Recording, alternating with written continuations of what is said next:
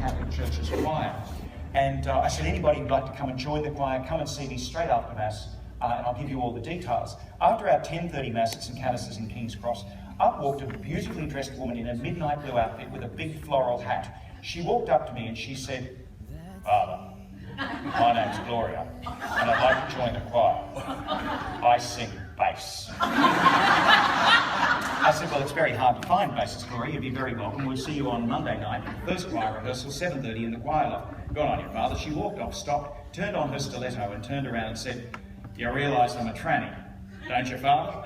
And I said, "Gloria, I might have grown up in Toowoomba, but even I worked out that you were a transvestite." I said, "It's very hard to find a woman who can actually sing bass." In fact, growing up in Toowoomba was really helpful to that moment, but that's another story. It was a very scary place. Maria Joyner knows all about it now. But honestly, Gloria was the worst bass I have ever heard in my entire life. The only note she had was that deep sonorous note that bassists get at the end of a motet or a hymn. Amen. And it can rip through a church or a hall. Well, word spread like wildfire that you've got to come and hear the transvestite singing in the Catholic Church's choir. So our congregation on Sunday was more colourful than it was even normally. And one Sunday, Gloria, well, in a couple of months on, Gloria let go one of those big amen moments right down the church, and two pews of her transvestite and transsexual friends who'd come along to hear her sing jumped up the end of the motet and called out, "You show 'em, girl!" Now, I know this will come as a shock to all of you, but not everybody in the Catholic parish was coping. And soon they took up a petition asking us to make Gloria lead the choir. Asked her to lead the choir, and they got 121 signatures. It got to our parish council meeting. Now, I had a wonderful Irish Jesuit, some of the Redos others know here know, a great man called Donald Taylor, who was my parish priest. He was 71 years of age. He's gone to God now, but Donald was a great man. But he never used to speak at parish council meetings, except for the opening and closing prayer. And I had a go at him about this once. I said, "Why don't you ever speak at the parish council?" And Donald said, "Oh, look, I let the laity have their head at that moment, you know. I let them have their little talks and make their little discussions and have their little debates and everything. Because the bottom line is this, if they decide to do something that I don't want to do, I won't be doing it anyway." Now, that's not the best model of governance I've ever heard. But the petition came to the parish council meeting, and somebody said, "Father Taylor, is there anything you would like to say before we put this to the vote?" And I've never forgotten what Donald said. He said, "On this occasion, there's something I want to say." He said, "You know, our blessed Lord in the 14th chapter of Luke's Gospel says that when you give a banquet, don't invite your rich friends, because you're only inviting them so they might invite you back. Go out into the highways and the byways and pull in the poor, the crippled, the lame, and the blind." Now, that fella, broken as he obviously is, has been invited by Christ, because Christ hosts us all at the Holy Mass.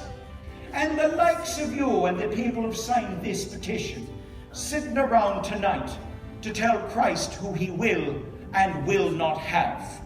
Well, all I can tell you is this.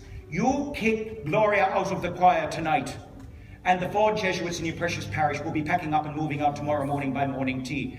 Richard Leonard, myself, Frank Brennan, and Peter Hosking will all be gone by morning tea. He goes, we go too, because we're all broken in different ways. Now go ahead and have your little vote.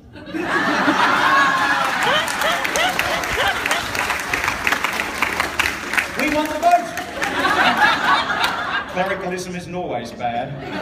Now stay with me, it gets gender confused. After 3 months, Gloria came to tell me that her wife was dying of cancer in another city, and she needed to get some help to face up to her issues and to sort them out and return home. And I got her in to see a psychiatrist at St Vincent's Hospital at Darlinghurst who works with gender confusion issues, as they're called, and she vanished from the parish for months. And I didn't know it until 6 months later. A man arrived on my doorstep, and I didn't even know who he was. The transformation was extraordinary until he spoke. He said, "Father, Gordon, just come to say goodbye." We didn't hear from Gordon for a year until a letter arrived from him, and he said, "If you'd like to read this at the Sunday Masses, we'd be delighted if you feel welcome to. We'd like to read it." Here's what it said. 12 months ago, as you all know, I arrived home and connected again with my wife and sons. Last night at home, with the 3 of us holding her, she died peacefully of the breast cancer she's had for the last 2 years. After the undertakers took her away and I put our boys back to bed, I lay on the bed just looking at the ceiling and also began to write this letter, knowing that I wouldn't even be here if it wasn't for the goodness of the Catholic community of King's Cross.